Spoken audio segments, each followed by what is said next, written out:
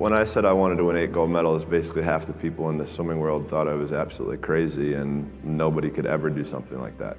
But for me, I was somebody who believed in it and somebody who believed in the process of getting there. I knew it wasn't going to happen overnight, like I said before, but every little small thing that we did was a small stepping stone in order to even be able to have that chance and that opportunity to do what I did in 2008. So it was 2014, Sports Illustrated cover story with Tim Layden, and we're having an interview here in Phoenix, and whatever question he asked me just opened me up, dropped my shoulders, and I just let it all out. I was just ready to. You know, I think for me, when I checked myself in to get treatment and to get help, I knew that that's what I needed, and I was at the end of the road, and I had to get help. I was at a scary place in time, and for a long time, I didn't know how to ask for help. I think once I asked help for the first time, everything became easy. So that question, when he asked me, whatever it was, it just opened me up, and I felt comfortable to share everything that I'd been through. Because it was almost like I said to myself, I don't care what people think. This is me, and this is my journey, and it makes me who I am. So, you know, the only way for me to learn and grow and to get over certain things that I've gone through is to communicate and to talk about it. And look, I'm not perfect, right? Like, nobody's perfect, and I struggled a lot through my life. My first depression spell was in 2004.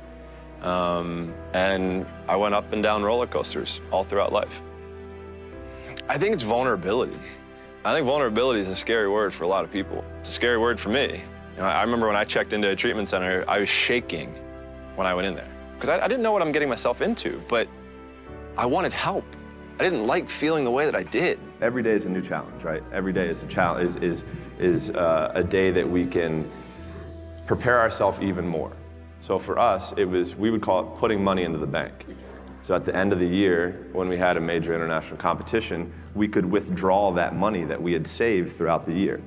And look, I'll be the first one to tell you, there were a lot of days where I did not want to get out of bed. And I guarantee you, if I ask the question here, if everybody is excited to get out of bed every single day, if I saw a hand, I'm going to blatantly call you a liar.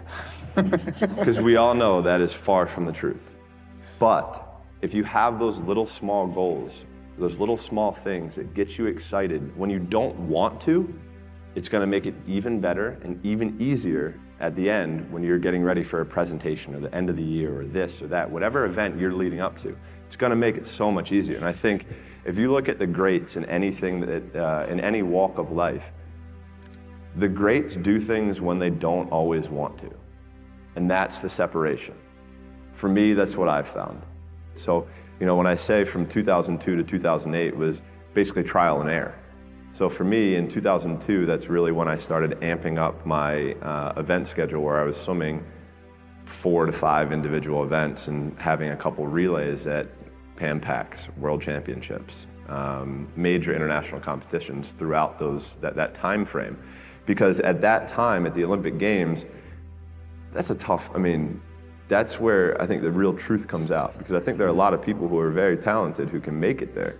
There are very few people who can deal with the pressure and the stress that happens when we're there. So that's why I say we had to make sure that we were physically, emotionally, and mentally ready, because I had to be ready to be able to kind of manage my emotions through that week. Yeah, winning a gold medal is absolutely incredible. There's nothing better than standing on the podium listening to your national anthem play after you had just won a gold medal.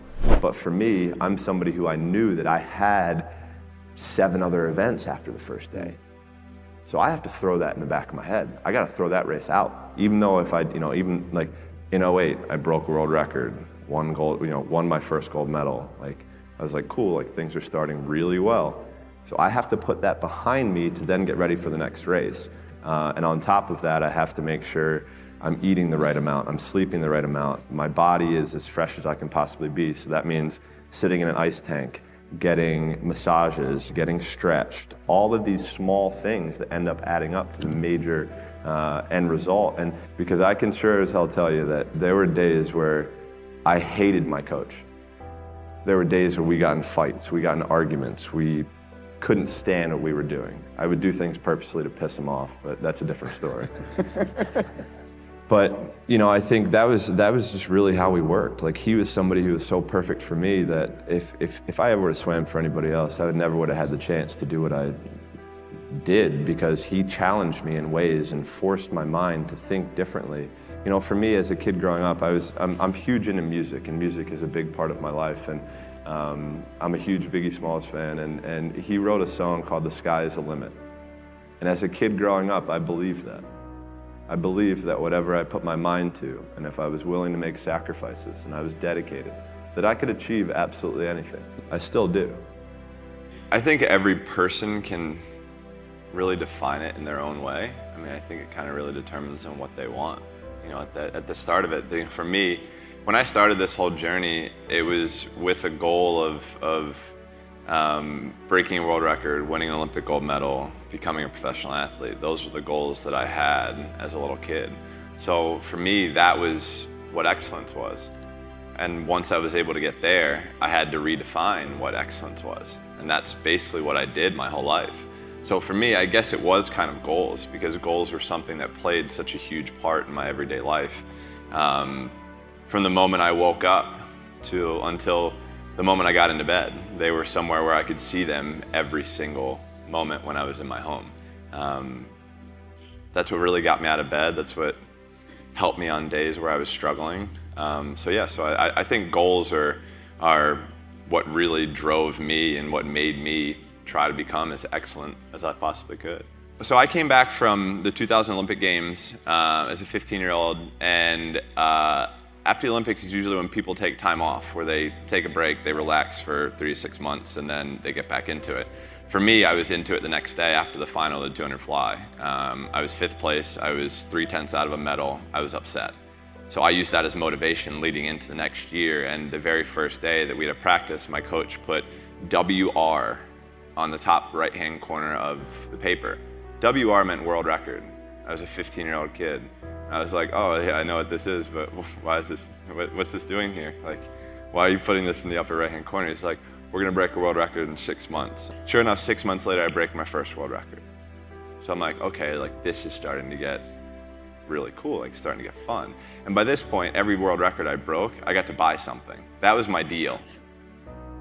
I was a professional athlete at 15. I had signed my first professional deal, so when I signed with an agent at 15, I told him that I wanted to change the sport of swimming.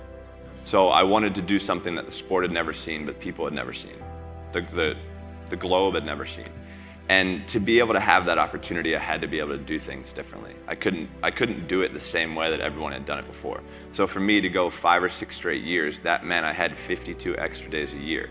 So, but also in the sport of swimming, if you take 1 day off, it takes you 2 days to get back to where you were. So, somebody takes off on a Sunday, they're not back until Tuesday. So they're only getting Tuesday, Wednesday, Thursday, Friday, Saturday, as where I'm getting 6 years straight. So I'm getting that much more ahead of them. I'm getting that much more work. I'm in that much better shape. And that's what I had to do.